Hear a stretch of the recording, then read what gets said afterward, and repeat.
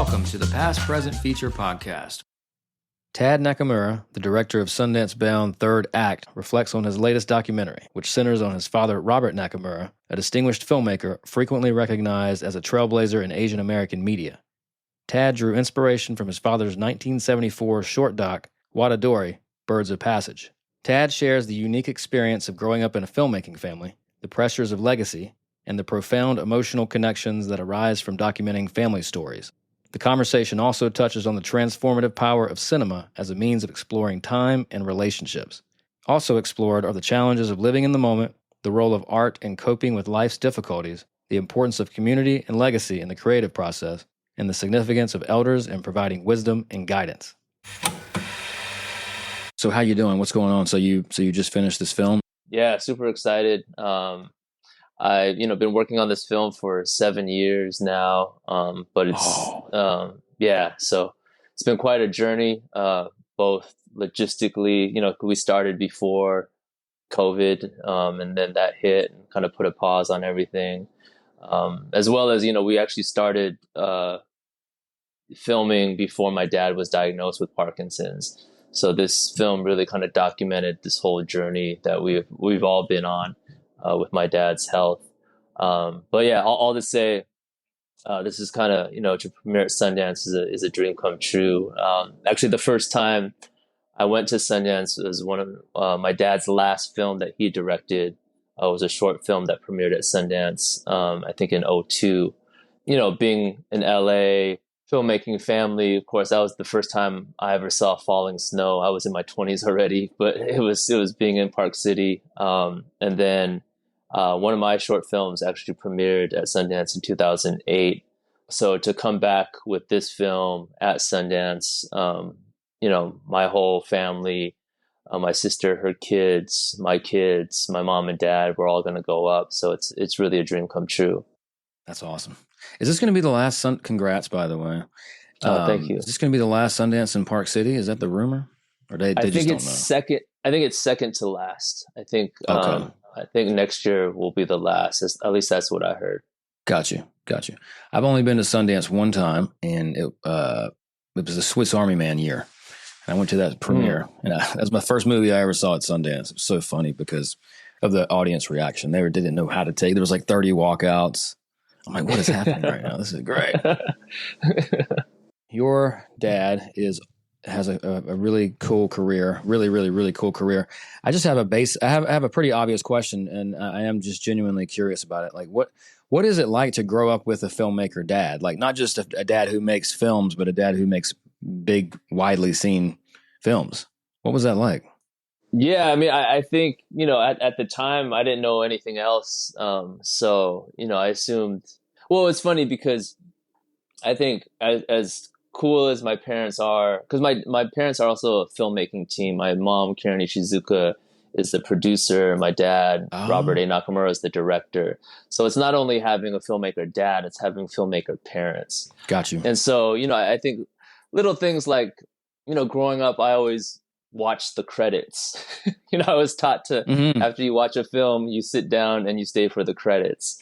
Yeah. And I remember I thought that was normal until I saw a film with my friends and they're getting up to leave and I'm sitting there watching the credits and they're looking at me like I'm weird, as well as, but at the same time, as cool as my parents are and as cool as what they did was, when I was a kid, they're still my parents. And I think, as a kid, your parents aren't cool. And no matter what they do, it's not cool. So I think. What's up with that? Why is that the case? I need answers because my kid's starting to question me a little bit. I'm like, I'm cool, man. I promise. Yeah, exactly. Now that we're on the other side, right? It's a trip. Yeah. But it was very unique. Besides every film we would get or every TV show, my parents have critiques. every film was too long, could have been edited better. But also I think just, any quote unquote family vacations we went on were really production shoots. And so, I mean, literally to the point where the first time I saw Falling Snow was when I went to Sundance for my dad's film. Also, other things is, my dad kind of converted the garage in the back of their house into an edit office. And Oh, so nice. it was normal for me to come home, go to the back, and my dad's, editing.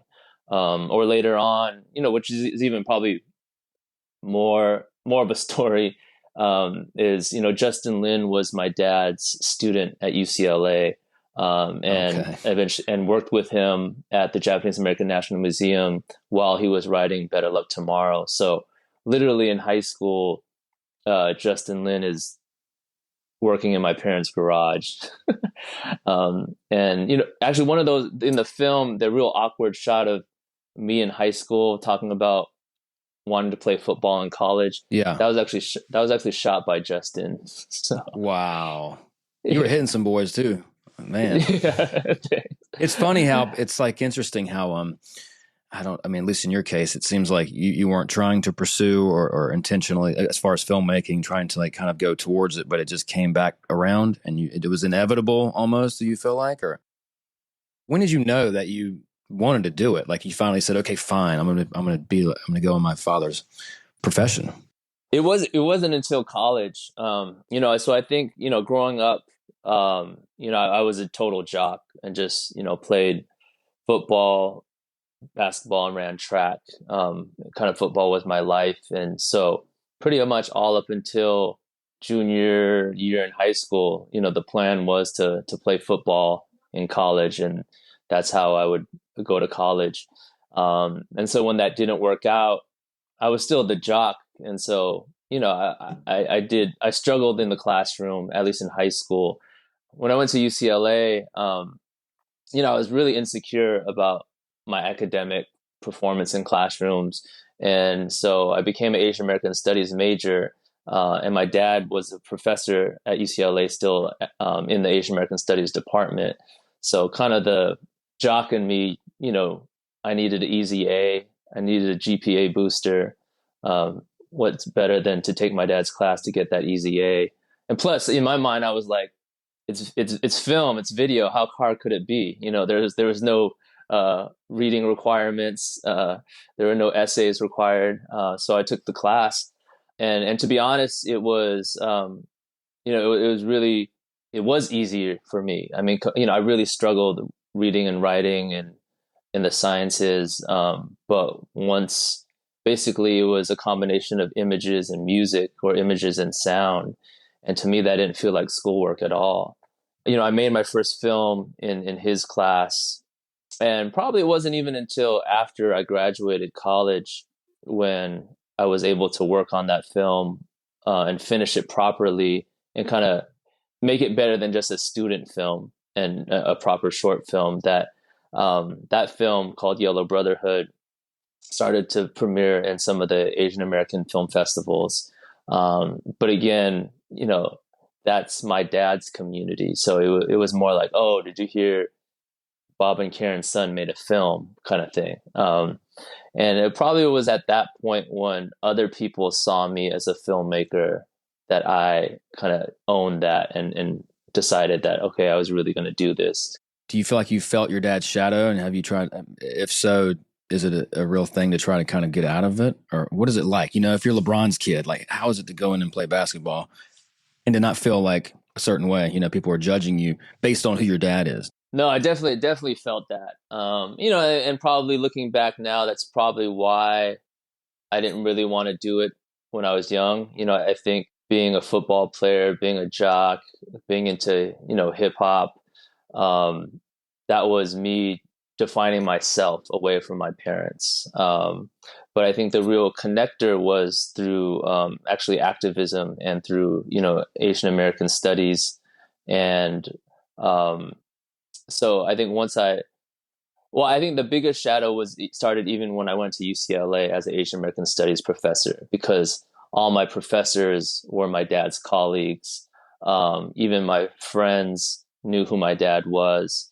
So I remember there's this one time, I was part of this student organization, and we were doing a workshop, and I was, talking about the Asian American movement, and one of the older students, was kind of just giving me a hard time. And, he said, oh, what did your daddy teach you that? And then Mm. there's little things like that, which were like I Mm. was, I was more like, yeah, he did fuck you kind of thing. But there was definitely this shadow, and I think early on, um, there was this pressure not only to live up to those standards, but also I also know the high level of craftsmanship and the level of the standard that my dad and parents also hold. And Mm. so it was also to be able to hit that standard. Yeah. Um, and so I definitely felt that pressure. But for me, I also realized, just kind of like Bronny, right? Like Mm.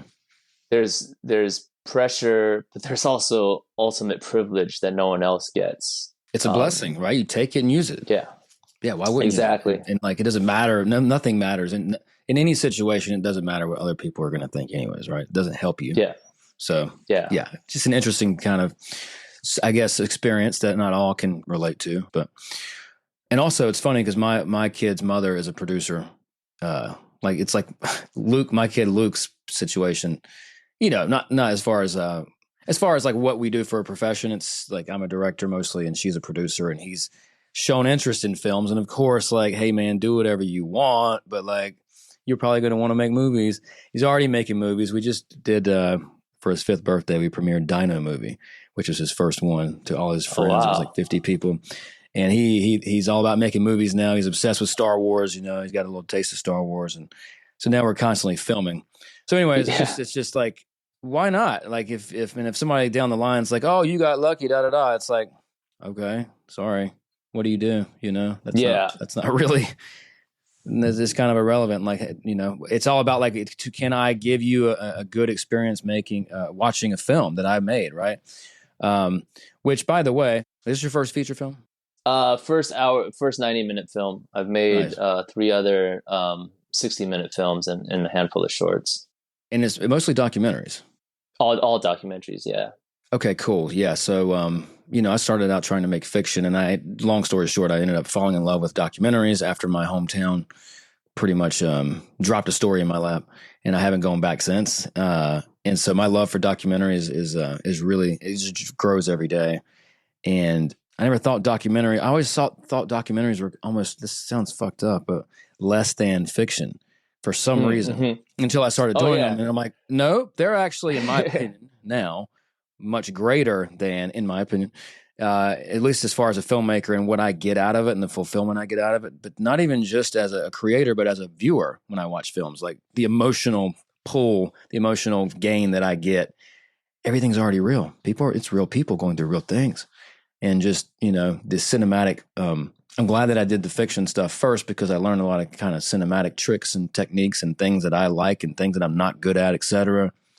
And then being able to bring them over to the documentary form. So it's a wonderful, wonderful form. And, the autobiographical, whenever it's close to your heart, it's always going, like, such as your film, and about your dad and about you and about your kids, in a way, like, it's so powerful. So I don't know. I mean, is there any tricky territory when it comes to making a film about your dad, your family, or is it just, you're just on autopilot? What is it like? Yeah, I think I mean, I think you could relate too, because I think it's not only making a film about my dad, but it's making a film about my dad who's also a filmmaker. And so and not only that, who's very much my mentor and teacher, Mm. right? So um I think that's why we decided to really show a lot of behind the scenes, kind of break that wall with the audience and really bring them into the process of making the film, because really the structure of the film is making the film. Okay. um, Yeah. and so I think where if I was making a film on another subject, or if another director was making a film on my dad, they wouldn't necessarily have these conversations. They wouldn't be talking about the film while driving to a football game. The moment where you guys are at the UCLA football game and your dad starts to get a little uncomfortable and all this, and it's just, it's more just from like a macro level as far as Parkinson's, and I guess incoming Parkinson's. It's just like this glimpse into what that could be like, and I'm not super familiar with that. So, I mean, that would, that through your lens too, through the son's lens, it's very emotional. It's very sad, but also it's life, and life is fucking annoying sometimes, isn't it? I guess getting older in life too, becoming older, we're always thinking about it. I think when you have a kid, it makes you really think about it. And I think we're all the same in that way. We're all the same as this mortality thing kicks in, and to see like you're within one cut, to see your dad go from like on top of the mountain, making great films, to like now in his later life, just in this struggle of, this Parkinson's situation, just being older. I mean, it's something that we can all relate to a degree. And I think about my own dad. I think about, even my own thoughts when I, oh man, now we're on the other side of the hill, and what is my kid going to become, or what does he think, or da da da da da. The silver lining is that you guys have a beautiful family, and this film is a silver lining to document. No matter what, the film is like, here now. And I think it's a beautiful thing to document his life and, many other elements of what this film's about. So I don't know. I guess a question for you. What was like the most emotional kind of moment for you while making this movie? Well, actually going back to what you just said, I think in order to make the best film possible, I was thinking of how can we make a film that only I could make as the son. You can have someone else make a film on my dad and it could be great. But it wouldn't be from my perspective or his son's perspective. So I think we really leaned into that was a kind of the constant question of how can we make this film a film that only I could make? Yeah, totally. And that's why we're really trying to tell my dad's story through my eyes, through the lens of his son.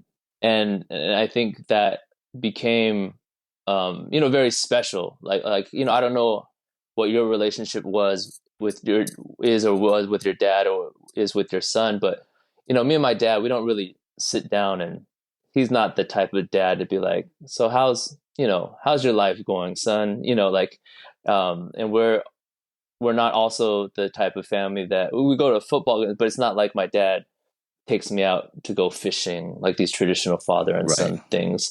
My dad would take me on film shoots. My dad would take me on to his film screenings or to his class. So I do think on one hand, it is this, and I'm really happy to hear that it resonated with you, is this universal father and son relationship. And as we get older and as we become parents ourselves, that idea of mortality, right? Not only your parents' mortality, but then you realize that, you're not always going to be there for your son. And so I think things get a lot deeper and, like you said, more complex as we get older. And I think this film was really kind of capturing that process. Because I think I very much identify, as much as, I have two kids, but I still identify as a son. And I think I'll probably always identify that while my parents are around, but I do think this film helped evolve or really captured this evolution of me, really realizing that I'm also a father. And so, I think my anxiety of losing my dad has always been, I've had going back to the pressure. I think it wasn't pressure necessarily to fill his shoes or to hit other people's expectations as I got older, but it was this realization of the privilege. Like I've gotten all these resources, I've gotten, been able to been mentored by the godfather of Asian American media, like my whole life. And what are you going to do with that? Right. And so I think that's what, I say in the film, like everything was set up for me. I just had to step up to the plate, but I could still strike out, Yeah. And so it was, that became the pressure of really like knowing I had all these resources. I can't drop the ball. And so, I think working on this film, I started to realize in the middle of making the film how special the process was to be able to just sit with my dad, ask him the tough questions, ask him basically anything I ever wanted to know about his life. And at the same time, he could tell me everything that he wanted me to know before it was too late. But, I think one of the goals for me making this film initially was not only to document and tell this story, but was really to use this film as a love letter to my dad, or a thank you letter, to tell him, how grateful I am for everything he's done for me, and how much I love him, because we would never say that, face to face, at the dinner table or something like that. So I think it was only because there was a camera and I had a half director, half son hat on, that I kind of was able to have those conversations with him. I love the scenes. I love the moments where he can't help but to be a filmmaker. You know what I mean? Is the mic on? And you're like, oh, wait a minute. Yeah, we need to turn that on. It's funny. Yeah. Also, speaking of hats, different hats, being a son, being a father, being a grandson, like seeing your granddad jacked, by the way, this dude had some muscle. But going back in time, seeing your dad become the son briefly in this film, and then cutting to your granddad, and understanding what he went through. And man, that hit me hard actually too. Wow, I'll be open. When your dad expressed shame for seeing his dad a certain way, wishing he wasn't Japanese, wishing, he could fit in more with within this racist world.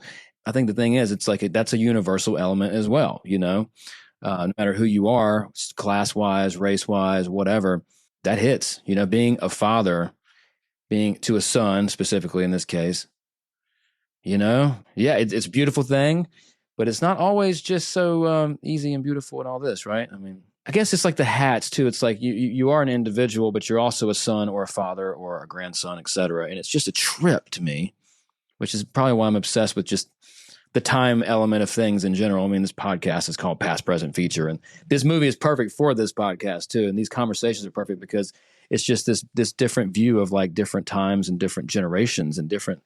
It just blows my mind. I don't know. It's just nice to at least sit down for 30 minutes, an hour, and just try to capture moments in time like this, and just talk about and analyze. Where are we doing? Where are we at? What are we in? Yeah. Well, like you said, I think one of the great things about cinema or film is it can be a form of time travel almost, right? And I think that's why initially, going to the title of the podcast, like that's it.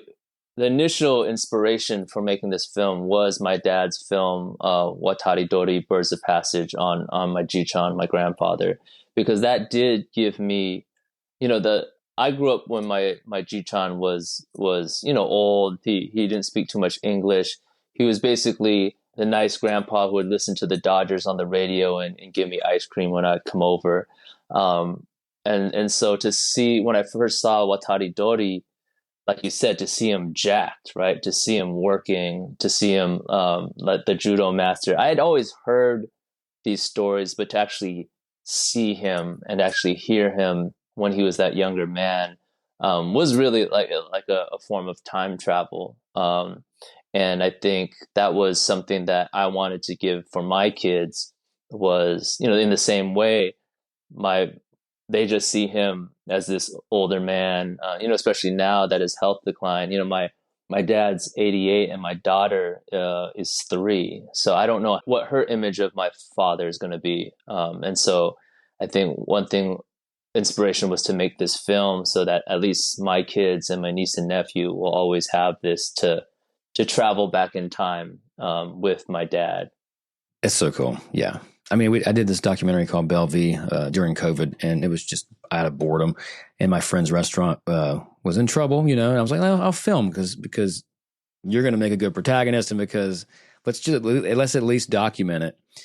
And anyways, it's just like these documentaries are time capsules, and even if it's for just your kids or for a larger audience. It's pretty cool what you end up with sometimes, if you just push record and you just do some editing, a lot of editing.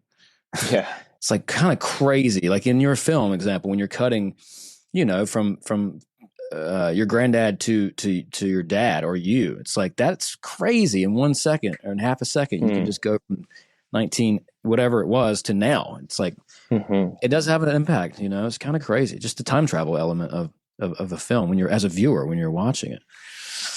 But yeah, look, we're going to, and I'm, it's always important to stay in the moment. Of course, we know this. I mean, what are your thoughts on, just just being a human being, and like, do you find yourself struggling to stay in the moment? Are you good at it? Or what is your perception on, what is good about both the past, present, and the future, with things? Like, it's hard for me to not think about my kid not being young anymore, which I need to stop thinking about it because it just bugs me out. Yeah. To just enjoy the now. Yeah. But sometimes I can't stop thinking about it. Yeah, no, I think the older I get, I think the goal is to live in the present as much as possible. And, I think I'm a very anxious person, so I'm always worrying about things that haven't happened yet. And I'm also a very nostalgic person that I'm always, thinking about how good it was back in the day. But I think, and I think you could probably relate too, is having kids. They're just in the moment. They're the ones that got it right?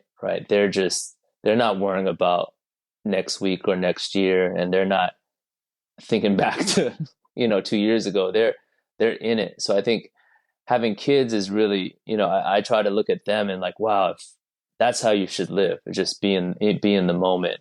But it is a struggle. Like, I think, like you said, we're talking about time. I feel the same way as you do, is that time as a parent, right, is just going so fast. So it sounds, I think your kid is probably in between. My son is 8 and my daughter's 3, about to be 4, right in the middle. But like, that time flew by, and like you said, they're going to be teenagers, and then they're going to be out the house, as soon as we know it. And at the same time, it's very vivid for me to remember what it was like in high school, even though it was very long ago. Doesn't seem that long ago. So this concept of time is really trippy, and I think, similar to you, the goal is always to live in the present. But I think especially now, with the world, the way the world's going, with our current political system, it's hard not to worry about the future. But I think that's one thing. Going back to the film, is that I think my dad's story, not only is there a father and son story, but I do think my dad is an example of how one does get through this thing called life as an artist, and how, horrible things happen and will happen, and very traumatizing things that you have no control over. But at least for my dad, he was able to use filmmaking, he was able to use photography, he was able to use art as a way to process this whole thing, and continues to process it. And I think that's, going back to all the privilege and all the stuff that my dad has handed down to me. I think that's one of the biggest gifts now, is that he's given me this art form, this shared language, this craft, to help me process, all the things that have gone through and will go through, whether that's being a parent, living in a racist society, or, dealing with the mortality of my dad. That's beautiful. Yeah, the beautiful thing is the life that we're given and what we choose to do with it. We're lucky, But it is this fleeting time thing. But I also believe that there's other stuff beyond this. That's I really do. Anyways, so I just wanted to spend a little more time just talking about the film logistics, as far as post-production of the film. How long, so you edited this over 7 years? You shot and edited this over 7 years, you said? Yeah, we worked on it for, I would say we started the film, 7 years ago. But really it was the last year and a half that I've worked with my editor, Victoria Chalk, who did, amazing. I think most of my films until recently, I've always edited myself. Same. I think when you like as when you start off, or when there's no budget, you have to play all roles. But I think for this one, because I am a character in the film, and because it's so emotional, it was really great to have someone from the outside, my editor Victoria, to help kind of see things from. The freshness is so game changing. Even when you're not part of inside the film, I don't even know what that's like, right? But it's like just having those fresh legs, those fresh eyes. Documentaries taught me that, hey man, like your film's going to be as good as your editing, and you might want what does that look like in this situation? And it's like, well, I am burnt out in this moment, and I feel like I've done as much as I can at this moment. What if I brought somebody else on, And then all of a sudden it's like, you get the cutback, and it's almost like you remain more of a viewer whenever you're in that process, which is easier to kind of direct it, I feel like, from there versus being in the weeds, being lost in the weeds when you're just doing everything. So I don't know, was there a moment for you with this film where you felt like you were a little worried that if it was going to work or not, or did you feel pretty solid the whole way? No, there was definitely points, where I actually thought I waited too long to make this film, and I thought the opportunity had left just because my dad's health was declining so fast. I think there was a point where I was like, oh shit, I waited too late. I fucked up, but this isn't going to happen. But I think that goes, like it was exactly what you said. That's just an example of the privilege I've had, or me and my dad's relationship is, like you said, there's that moment you're like, oh, this is terrible, or oh, like, at any point in the production, right? There's these points of self-doubt. But luckily, I always have been able to come to my dad and verbalize exactly what you were saying, exactly how you felt, I felt. But I've been able to go to my dad and tell him that, and he'll be able to give me a pep talk. But not, don't worry, things will be okay. But coming from a master filmmaker, and he'll look. So I think, I felt one of the early parts when I was making my first film, I was just like stressed out, like, oh, this isn't working. And he said, this isn't going to be your last film. Like, you're going to make another film. So this one doesn't have to be perfect. You don't have to like define yourself and everything you've ever wanted to say on this one film. You'll have, and that little things like that, I've always had him to go to whenever I've had those artist crisis, those filmmaker crisis, which is why to this day, I still am very scared of losing him, because when he's gone, I won't have that person to go to. And I've found that, before, when I would go to him for filmmaking crises, now that I've become a father, I come to him during parenting crises, or just the struggles of becoming an adult. And he's always there for me, even to this day. Like, he's, his health has declined, and he can barely speak now, but cognitively I'll go to him with a problem, and he'll be able to make me feel better. And I think that dependency is probably really tied to my anxiety of losing him. So while I've had success as a filmmaker, I really attribute so much of that to him, that I'm really, still very afraid of being able to be as successful without him, by my side. The anxiety and the fear of losing a parent. My mom passed away when I was 22. I just turned 22. That's my experience as far as my mom. Like, man, your mom. Well, for me, I remember I had two choices: accept it or don't accept it. Like, but I knew I had to. I know that sounds broad, but like. Mm-hmm. And I was coming of age. I was just coming into a quote unquote adulthood. You think you are, but you're really not. Right. The beginning of it. It goes back to the mortality thing, where like you realize how precious and short life is. And also, she was the one that knew that I should be a filmmaker before I knew. And that's what set me on my path. So there's so many times where I wish I could call her for, of course, relationship advice with women, or something like this, or just being a parent or whatever. Also, it's like, it's made me stronger in a way, I think, like, being, knowing that it does feel like they're still there. It's a real thing. And it's just this, my value of more of time, there's no way I could have gained that without her passing. And I think that value has helped me create more of a desire to do as much as I can to with my time. Mm-hmm. So either way, yeah, it's tough. It's fucking tough. But when people say it doesn't get better, I think it does get better. But then, of course, it'll rear its head in weird ways. But on the flip side, my dad's a pretty healthy guy, and he gives me so much good information in life. And same as you, I can call him up and vent or try to figure out a problem or, and I love seeing how he's changed, where it's like he's gone from like very kind of, attack mode, like any problem attack mode, to now he's like, relax, chill out, take it easy. Don't respond that way. Don't be aggressive. Just be nice, be cool, be chill, whatever, Yeah, and I think that's, I think in this film and with my dad, it kind of highlights the important role that our elders play in our community and our lives, right? As they have that wisdom, just like your dad, is more chill now. That comes from wisdom, right? That comes from life lived. And I think honestly, in our society, I think that it's the young that's celebrated, right? It's the energetic, it's the new, and the elders and the ones that really have the wisdom that could help us get through we're going through and what's going to come. I think unfortunately that's not given enough of a priority in our kind of modern society. Yeah, totally.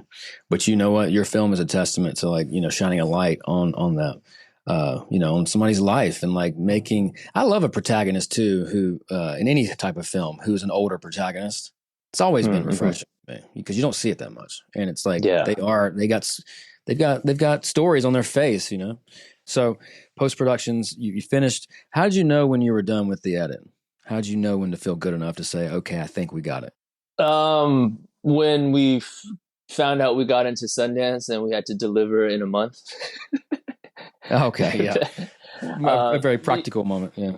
Yeah, I mean, that was always told to me, which is, I carry to this day, is that, films are never finished, they're just screened.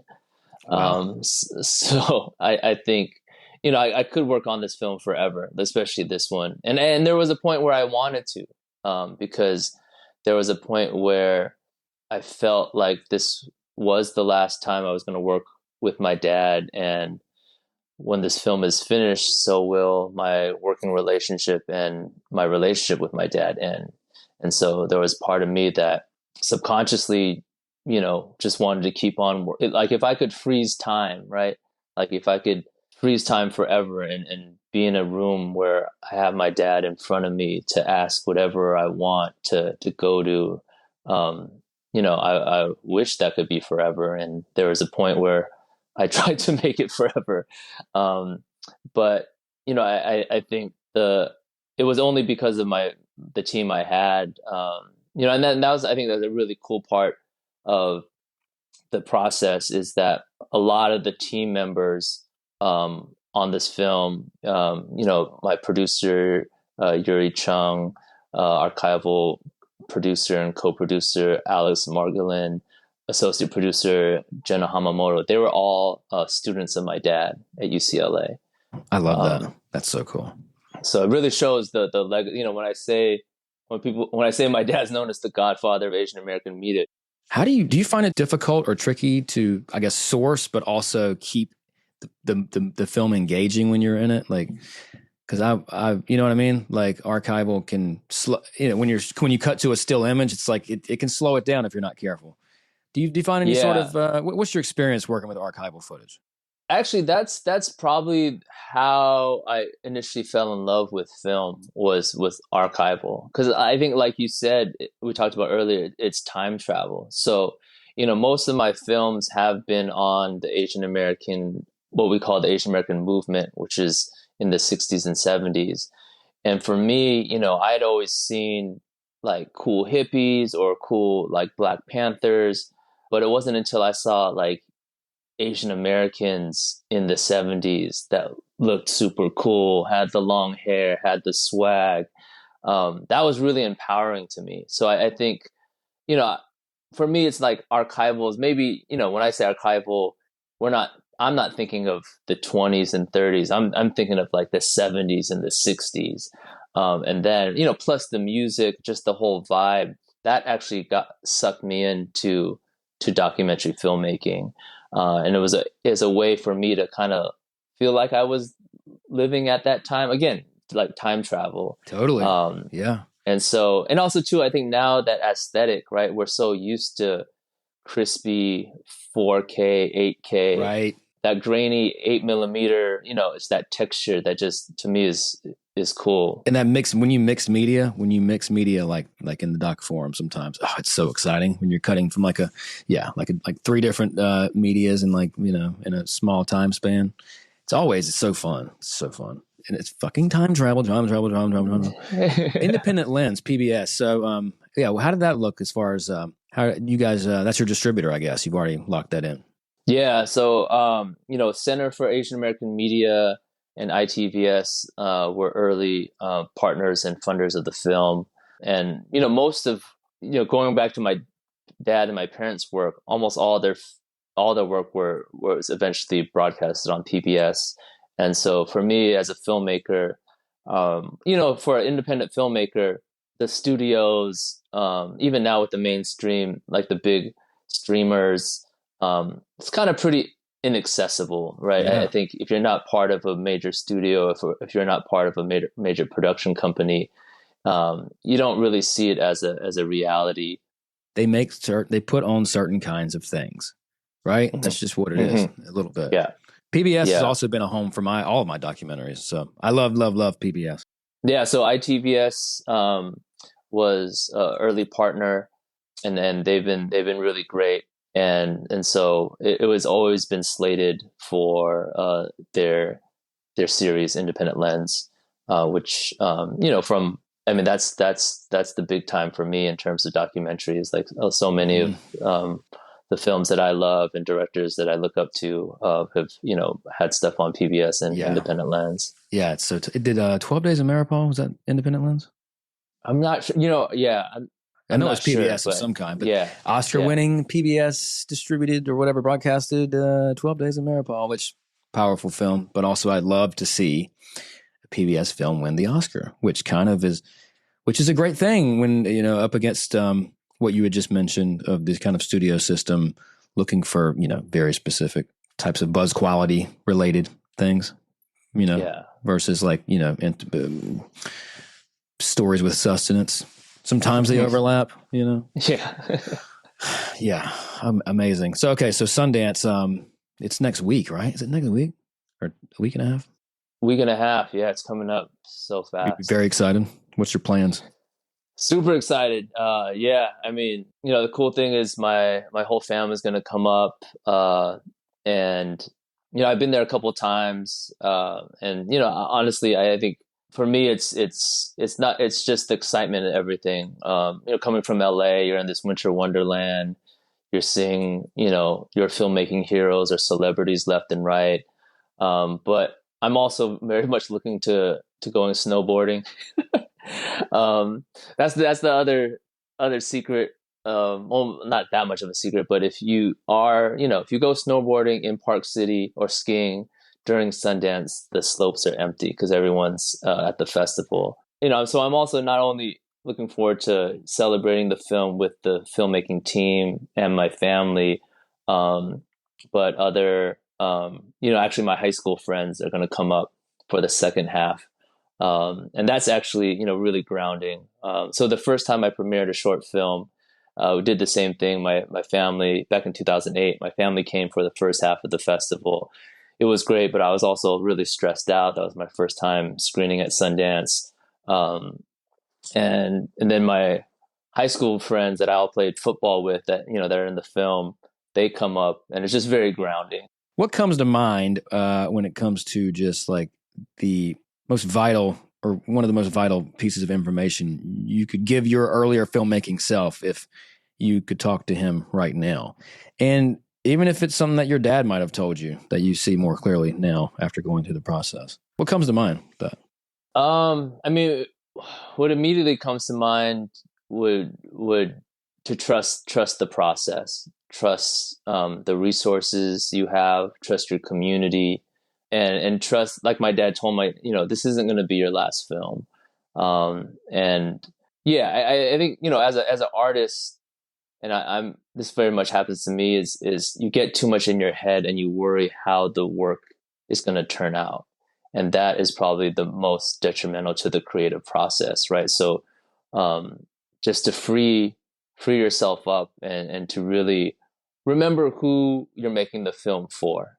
And I think, now I've been making films for 20 years now, and I could really say that, because I've made films for my own Asian American, Japanese American community, in return, that community has really sustained a career for me, has really not only given me inspiration and more stories to tell, but literally will come out to my films, give me that validation and encouragement to keep on going. And I think, I think it's really that, because even in the film, I think for my dad, he had the skills. He always had the skills, but it's not until he found his community that everything really clicked. I think in today's day, I think a lot of young filmmakers aren't reminded to build a community and to make films for the community. It's very much this individualistic career awards, funding, but in the end, it's that community that's really going to sustain your career. At least it has been in my case. I can't agree more. One more question. Do you think your son or daughter, you have a daughter as well? Yeah. Do you think one of your kids is going to end up making films? I mean, we'll see. I mean, I think that's one of the things that, at the end of the film, I think this film, in a way, I'm carrying on multiple traditions, and one of them is also maybe putting pressure on my kid to be a filmmaker. But I don't know. We'll see. I think now I could see it though. My parents never really, they would joke about it, but they would say, they didn't want me to be a filmmaker because they wanted me to be able to financially support them. And so I can kind of see that now as a parent. You're like, oh, as great as this is, it's not the most, sustainable career path. But at the same time, at least he knows it's him, and my daughter knows it's in their blood if they choose to. And you know what? Everything's difficult. You might as well just do what you want to do. Please like and subscribe to this podcast and follow us on social media at Past Present Feature. And let us know in the comments section what movies you're watching. Thank you so much for listening to the Past Present Feature podcast, and we'll see you next time. Peace.